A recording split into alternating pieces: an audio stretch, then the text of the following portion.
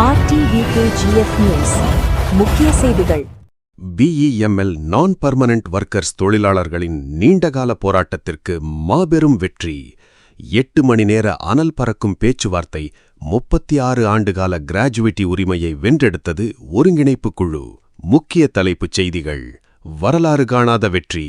BEML வரலாற்றில் 44 வருடகால சர்வீஸில் முதல் முறையாக TCL தொழிலாளர்களுக்கு சர்வீஸ் கிராஜுவிட்டி பெறும் மாபெரும் உரிமை வென்றெடுக்கப்பட்டது. 36 ஆண்டுகளுக்கான சர்வீஸ் கிராஜுவிட்டி. 10-20 அல்ல, முழுமையாக 36 ஆண்டுகளுக்கான சர்வீஸ் கிராஜுவிட்டி வழங்க நிர்வாகம் அதிகாரப்பூர்வமாக ஒப்புதல் வழங்கி, மதியம் 11:30 மணி முதல் இரவு 8 மணி வரை உணவு தண்ணீர் கூட இன்றி 8 மணி நேரத்திற்கும் மேலாக காரசாரமாக நடைபெற்ற பேச்சுவார்த்தை. அடுத்த இலக்கு ஊதிய உயர்வு. நிலுவைத் தொகையுடன் கூடிய ஊதிய உயர்வு மற்றும் இன்கிரிமெண்ட் பேச்சுவார்த்தை இறுதிக் கட்டத்தை எட்டியுள்ளது. விரிவான செய்தி அறிக்கை. BEML நிறுவனத்தின் தற்காலிக மற்றும் ஒப்பந்த தொழிலாளர்களின் ஒட்டுமொத்த வாழ்வாதாரத்தை பாதுகாக்கும் நோக்கில் BEML நான் பெர்மனன்ட் கோஆர்டினேஷன் கமிட்டி முன்னெடுத்த வரலாற்று சிறப்புமிக்க பேச்சுவார்த்தை மிகப்பெரிய வெற்றியை பெற்று தந்துள்ளது.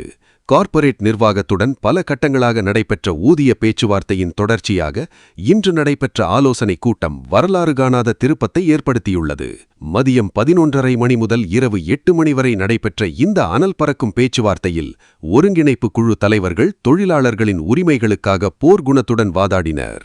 இதன் பயனாக 36 ஆண்டுகளுக்கான சர்வீஸ் கிராஜுவிட்டியை வழங்க நிர்வாகம் முழு சம்மதம் தெரிவித்து ஒப்புதல் வழங்கியுள்ளது. இது வெறும் பேச்சுவார்த்தை அல்ல, ஒட்டுமொத்த TCL தொழிலாளர்களின் வாழ்க்கை தரத்தையே மாற்றியமைக்கும் வரலாற்று சாதனை. மேலும் EC கூட்டம் முடிந்தவுடன் அனைத்து தொழிலாளர்களுக்கும் அதிகாரப்பூர்வ அறிவிப்புகள் மற்றும் கேட் மீட்டிங் மூலம் முழு விவரங்களும் தெரிவிக்கப்படும்.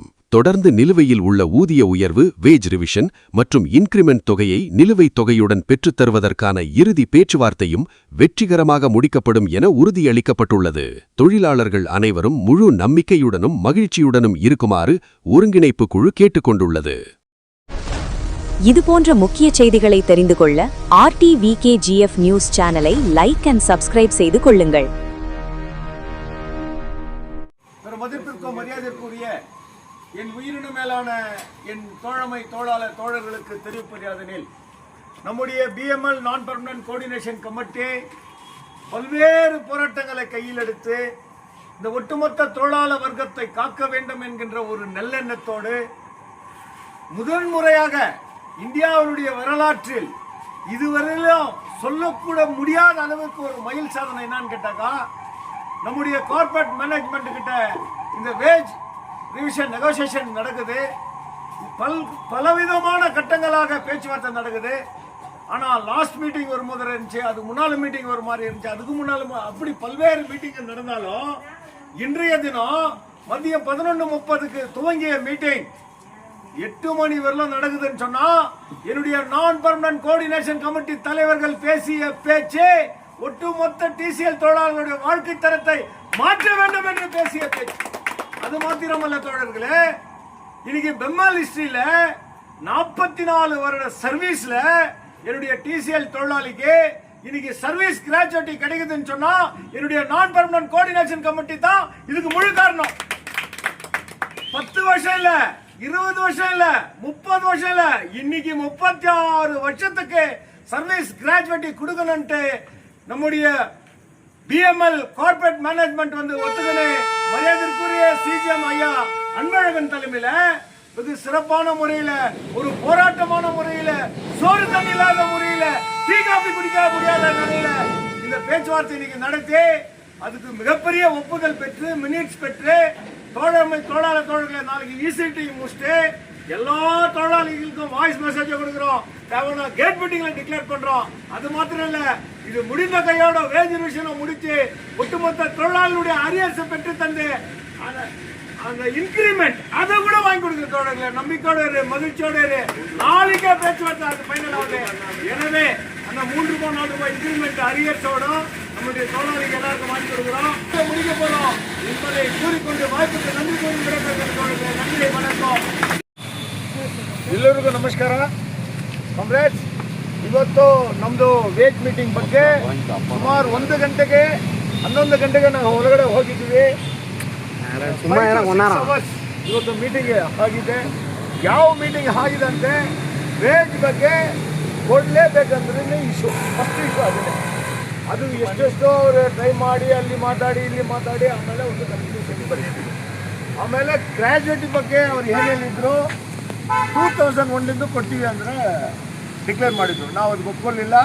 1990 ಅಂದರೆ ಅದನ್ನು ಅವರು ಅಶ್ಯೂರೆನ್ಸ್ ಆಗಿದೆ. 1990 ಸುಮ್ಮನೆ ಅದು ಇದು ಯಾರೋ ಮಿಸ್ಟೇಕ್ ಆಗಬಾರ್ದು. ಅಕಸ್ಮಾತ್ 1990 ಅಂದರೆ ಇವಾಗಲೇ ಎಷ್ಟು ತಿಂಗಳಾಗುತ್ತೆ? 1990 ಮೀನ್ಸ್ 36 ಇಯರ್ಸ್ ಮಿನಿಮಮ್ ಟುಡೇ. ಈ ಥರ ಆಗಿದೆ, ಅದು ಓಕೆ ಆಗಿದೆ.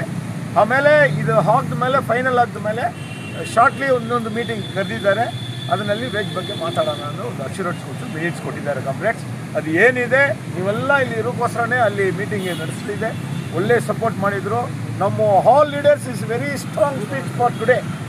ಅಷ್ಟು ಈಸಿ ಇಲ್ಲ. ಯಾಕಂದರೆ ಅಷ್ಟು ದೊಡ್ಡವ್ರ ಹತ್ರ ಕೂತ್ಕೊಂಡು 1 ನಿಮಿಷ 2 ನಿಮಿಷ ಎಲ್ಲ ಮಾತಾಡೋ ಕಥೆ ಇಲ್ಲ ಇದು. ನಾವು 5 ಅವರ್ಸ್ ಅಲ್ಲಿ ಮೀಟಿಂಗ್ ಮಾಡಿದ ಮೇಲೆ ಅವರು ಗ್ರ್ಯಾಜುಯೇಟ್ ಬಗ್ಗೆ 10 ವರ್ಷ ನಾವು ಎಕ್ಸೆಸ್ ಮಾಡಿದ್ವಿ. ಅವ್ರು 2001 ಇದ್ದರೆ ಫೈನಲ್ ಮಾಡ್ಕೊಂಡು ಬಂದಿದ್ವಿ, ನಾವು ಬಿಟ್ಟಿಲ್ಲ. 1990 ಕೊಡೋಕ್ಕೆ ನಾವು ರಿಕ್ವೆಸ್ಟ್ ಮಾಡಿದ ಮೇಲೆ ಅವರು ಒಪ್ಕೊಂಡ್ರು. ನೆಕ್ಸ್ಟ್ ಮೀಟಿಂಗ್ನಲ್ಲಿ ವೇಜ್ ಮೇಲೆ ಮಾತಾಡೋಣ. ಮಂಡೇ ಒಂದು ನಮಗೆ ಮೆಸೇಜ್ ಬರುತ್ತೆ. ಅದು ಒಳಗೆ ಅವರೆಲ್ಲ ಎಕ್ಸಿಕ್ಯೂಟಿವ್ ಡೈರೆಕ್ಟ್ರೆಲ್ಲ ಮಾತಾಡಿಬಿಟ್ಟು ಇಡಿ ಕಾರ್ಪೊರೇಟ್ ಹತ್ರ ಮಾತಾಡಿಬಿಟ್ಟು ಲೋಕಲ್ HR ನಾವು ಒಂದು ಮೆಸೇಜ್ ಕೊಡ್ತೀವಿ. ಮಂಡೇ ನಿಮಗೊಂದು ಒಳ್ಳೆ ಮೆಸೇಜ್ ಬರುತ್ತೆ. ಆಮೇಲೆ ನಿಮಗೆ ಒಂದು ಒಳ್ಳೆ ಡೇಟ್ ಕೊಟ್ಟು ನಾವು ಫೈನಲೈಸ್ ಮಾಡೋಣ. ಅಧ್ಯಕ್ಷರು ಎಲ್ಲ ಹೋಗಿ ಸುಮಾರು 1 ಗಂಟೆಗೆ ಹೋಗಿ ಇವಾಗ 8 ಗಂಟೆ ಆಗಿದೆ. ಏನು ಒಳಗಡೆ ಆಗಿದೆ, ನಾವು ಹೆಂಗೆ ಮಾತಾಡಿದ್ವಿ, ಹೆಂಗೆ ಎಲ್ಲ ಇದಾಗಿದೆ ಅಂತ ಹೇಳಿದ್ದಾರೆ.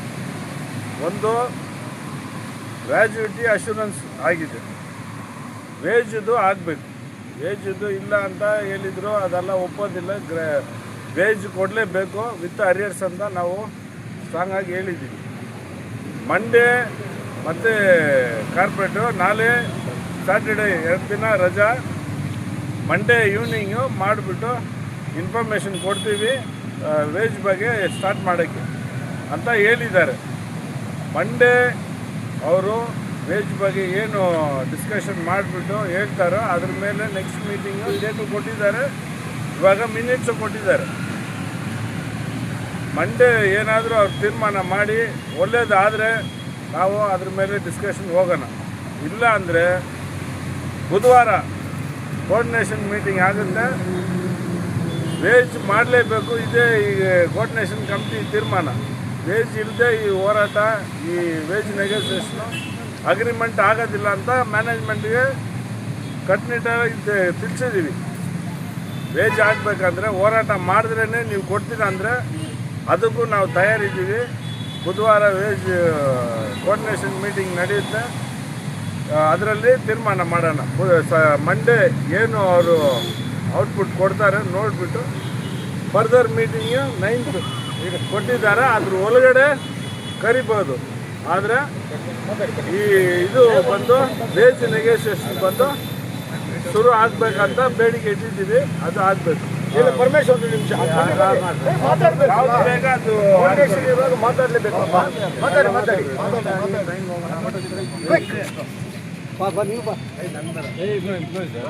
ಎಲ್ಲರಿಗೂ ನಮಸ್ಕಾರ. ಈಗ ನಮ್ಮ KGF ಪ್ರೆಸಿಡೆಂಟ್ ಶಿವಕುಮಾರ್ ಹೇಳಿದ್ರು, ಮತ್ತು ನಮ್ಮ ವಿ ರಾಜು ಅವರು ಸೆಕ್ರೆಟರಿ ಅವರು ಕೂಡ ತಿಳಿಸಿದ್ರು.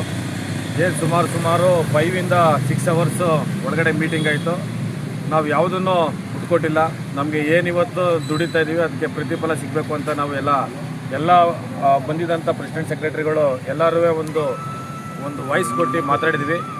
ಮತ್ತು ಏನು ಮುಂದಿನ ದಿನದಲ್ಲಿ ಒಂದು ಡೇಟ್ ಕೊಟ್ಟಾರೆ. ಆ ಡೇಟ್ ಒಳಗಡೆ ನಮಗೆ ವೇಜು ಆಗಬೇಕು ಮತ್ತು ಗ್ರ್ಯಾಜುಯಿಟಿನೂ ಆಗಬೇಕು ಅಂತ ಅವ್ರಿಗೆ ಹೇಳಿದ್ದೀವಿ. ಅವರು ಅದನ್ನ ದೊಡ್ಡವ್ರ ಹತ್ರ ತಿಳಿಸಿ ಅದನ್ನು ನೆಕ್ಸ್ಟ್ ಮೀಟಿಂಗಲ್ಲಿ ಅದನ್ನು ತಿಳಿಸ್ತಾರೆ ಅಂತ ಈ ಸಂದರ್ಭದಲ್ಲಿ ಹೇಳಲಿಕ್ಕೆ ಇಷ್ಟಪಡ್ತೀನಿ.